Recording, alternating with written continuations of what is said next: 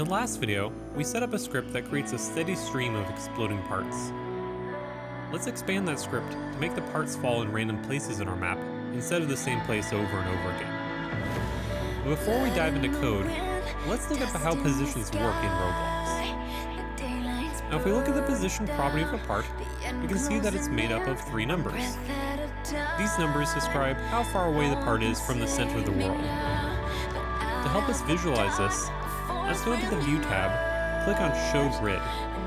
This will show a grid over the world, and by default these lines are 4 studs apart. And you'll also notice that it puts these arrows coming out from the center of the world, which incidentally is where characters will spawn by default. We don't have spawn locations.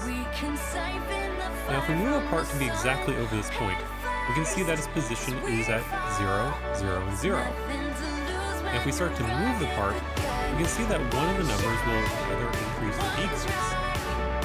So if we move the part along this red arrow, the first value, x, will increase. If we move the part up or down along this green arrow, the y will change.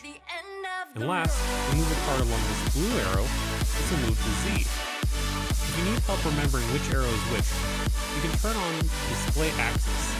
It will show a little widget in the corner that shows which color corresponds to each axis. So how do we set a position of a part with code? Let's go back into our script and make some changes. To set the position of a part, we first type the part, in this case explosionPartCopy, then .position, then equals. Now whenever we set the position, we have to specify the x, y, and z values using this function vector3.new, and we have to type out the x, y, z values we want. For example, if we wanted to move the part somewhere over here in the world, we would want to set it in the positive x, positive y, but the negative z. Let's try the values, say 10, 20, and negative 10. And if we run our game, we'll see that the parts are now created over here. Now let's get a bit fancier and make our parts fall in a random position every time.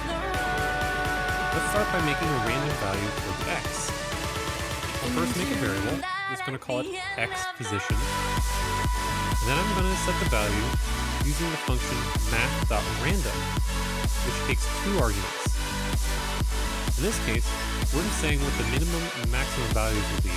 I'm just going to put negative 64 and 64. Now every time this math.random function runs, it's going to pick a number between the 2 values that you put in as the arguments. Now let's do the same thing for z. I'm just going to put it into a new variable. Now for y, I don't mind the part starting from the same state every time. So just at the beginning of my script, I'm going to make a variable for the drop height. I'm going to set it to 100. Now when we set the position, instead of setting it to these specific numbers, we can set the x to x position, y to explosionPart drop height, and z to z position.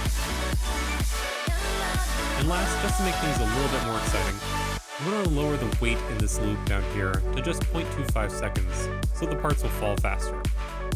And if we run our game now, we can see that the parts are being created in random positions.